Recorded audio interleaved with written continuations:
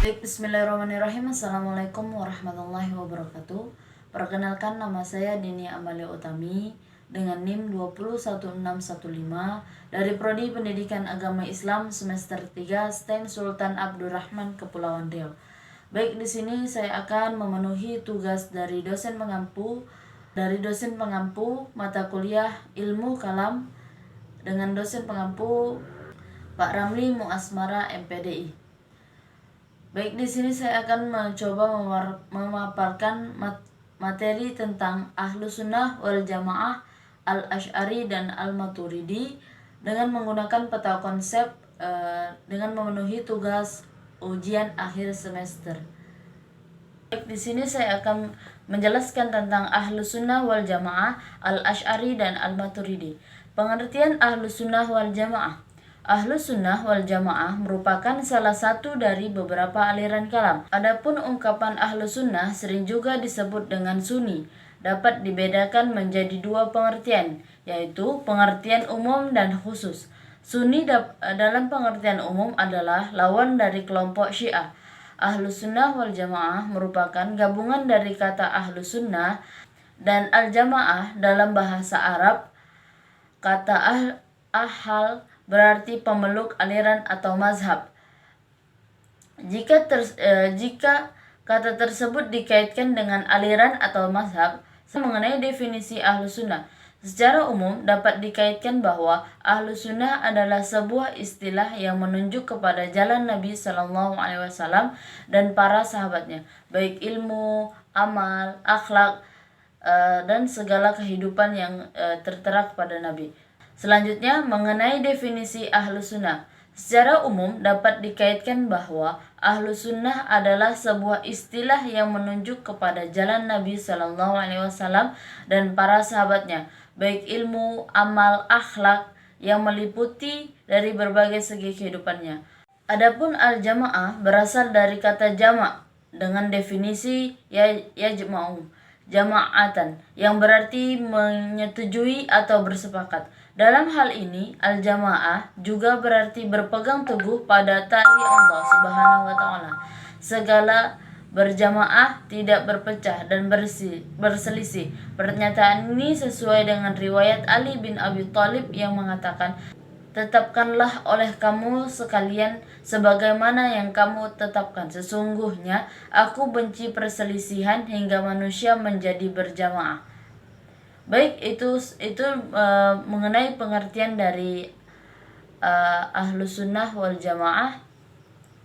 Lanjut kepada latar belakang munculnya Ahlus Sunnah wal Jamaah. Ahlus Sunnah wal Jamaah tidak dikenal pada masa Nabi Sallallahu Alaihi Wasallam, pemerintah Khulafa ar-Rasyidin, dan pada zaman pemerintah Bani Umayyah 41 sampai 133 Hijriah atau 611 sampai 750 Masehi.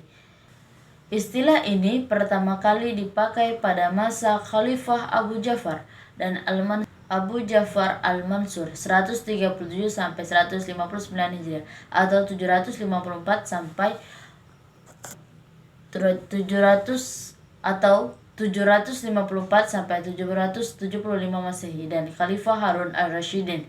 Keduanya berasal dari dinasti Abbasiyah. Istilah Ahlus Sunnah wal Jamaah semakin tampak pada zaman pemerintah Khalifah Al-Ma'mun 198 sampai 218 Hijriah atau 813 sampai 833 Masehi. Mengenai pengertian Ahlus Sunnah wal Jamaah, Kiai Haji Hashim Asy'ari sebagai Rais Akbar Nahdlatul Ulama memberikan tasawur atau gambaran tentang Ahlus Sunnah wal Jamaah sebagaimana ditegaskan dalam Al-Kanun Al-Asari. Menurut Kiai Haji Hashim Al-Asy'ari, paham Ahlus Sunnah wal Jamaah versi Nahdlatul Ulama yaitu satu paham yang mengikuti Abu Hasan Al-Asy'ari dan Abu Mansur Al-Maturidi dalam teologi, mengikuti salah satu empat mazhab fikih, Hanafi, Maliki, Syafi'i, dan Hambali, dan mengikuti Al-Ghazali dan Junaid. Al-Baghdadi, dan tasawuf. Dan selanjutnya masuk ke doktrin serta tokoh-tokoh Ahlus Sunnah wal Jamaah. Kata Ahlus Sunnah banyak dipakai setelah muncul aliran Asy'ari dan Al-Maturidi, dua aliran yang menentang ajaran Mu'tazilah kala itu. Serangan Mu'tazilah terhadap para fuqaha dan muhaddisin semakin gencar. Tak seorang pun pakar fikih yang populer ataupun pakar hadis yang luput dari serangan itu. Suatu serangan dalam bentuk pemikiran disertai penyiksaan fisik dalam susunan al-Mahnadat. Akibat timbul kebencian masyarakat terhadap mereka yang berkembang menjadi permusuhan.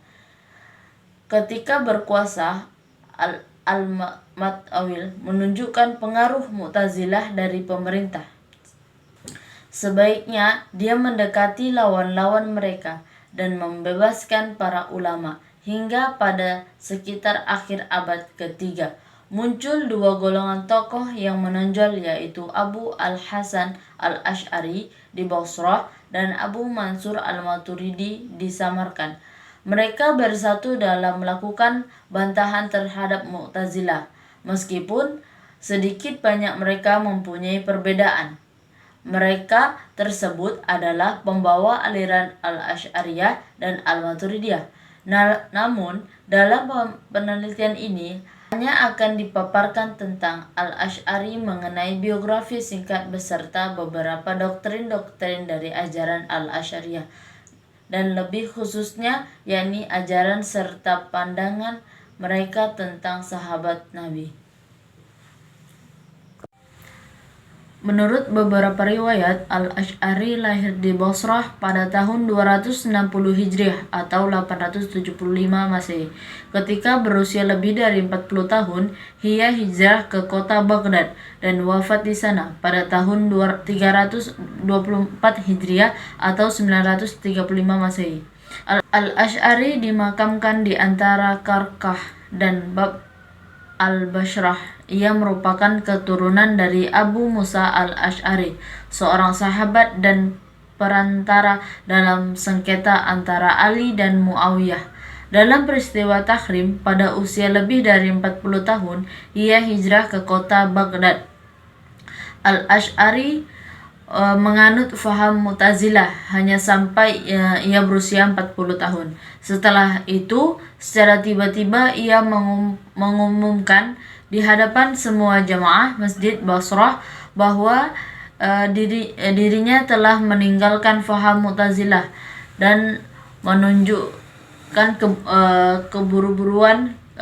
bahwa dirinya telah meninggalkan faham Mu'tazilah dan menunjukkan keburukannya. Menurut Askakir, yang melatar belakangi Al-Asy'ari meninggalkan faham Mu'tazilah adalah pengakuan Al-Asy'ari telah bermimpi dengan Rasulullah SAW sebanyak 3 kali, yaitu ke-10, ke-20, dan ke-30 pada bulan Ramadan. Dalam 3 mimpinya itu, Rasulullah memperingatkannya agar meninggalkan faham Mu'tazilah dan membela faham yang telah diriwayatkan dari beliau.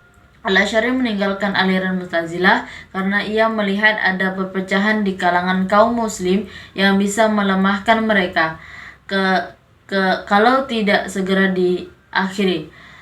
Sebagai seorang muslim yang girat akan keturunan kaum muslim, ia sangat mengkhawatirkan kalau Al-Quran dan hadis Nabi akan menjadi korban faham-faham aliran Mu'tazilah yang menurut pendapatnya tidak dapat dibenarkan karena didasarkan atas pemungutan akan kekuatan akal pikiran, sebagaimana diriwayatkan juga akan menjadi korban sikap ahli hadis antroponi yang hanya menyaingi lahir bunyi nas-nas agama dan meninggalkan jiwanya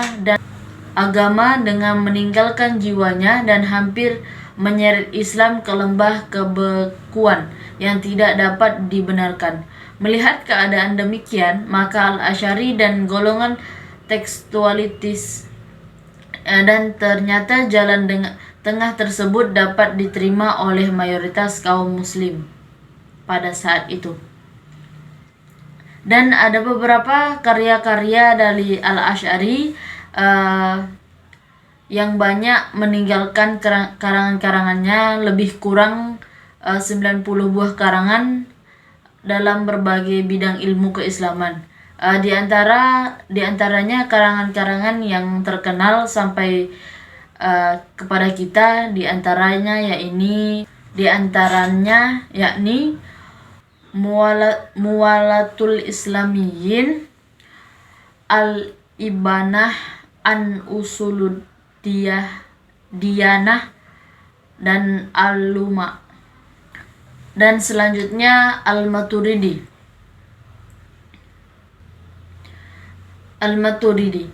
Nama lengkap adalah Imam Abu Mansur Muhammad bin Mahmud Al-Maturidi.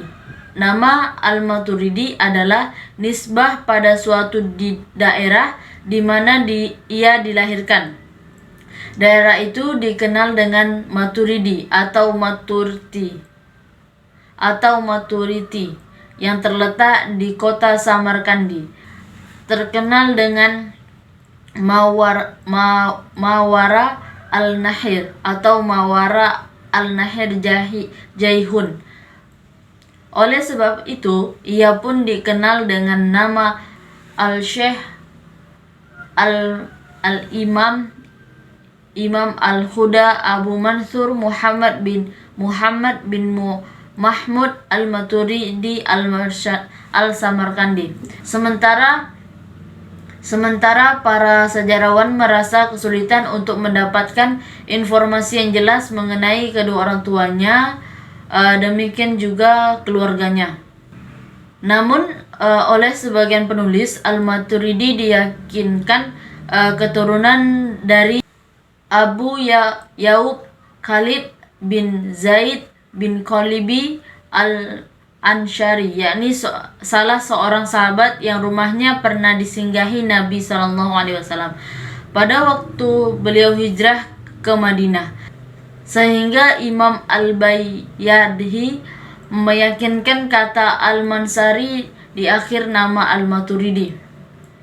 Demikian juga sejarah tidak mencatat secara pasti tentang kelahiran, namun dari Ayub Ali meyakinkan ia lahir sekitar tahun 238 Hijriah atau 852 Masehi.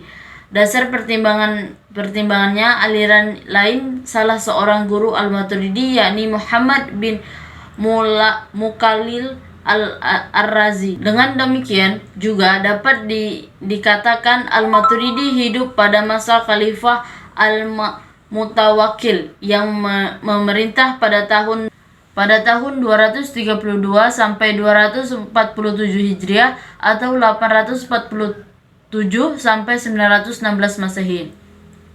Dan ada beberapa karya-karya dari Al-Maturidi yakni yang saya ketahui. Ada beberapa karya-karya Al-Maturidi yang saya dapatkan. Pertama, kitab Al-Jalil, Al-Usul Fiqih Usuluddin, Al-Mutawakkil, Al-Kalam, kitab At-Tauhid, Raba'il, dan beberapa kitab-kitabnya.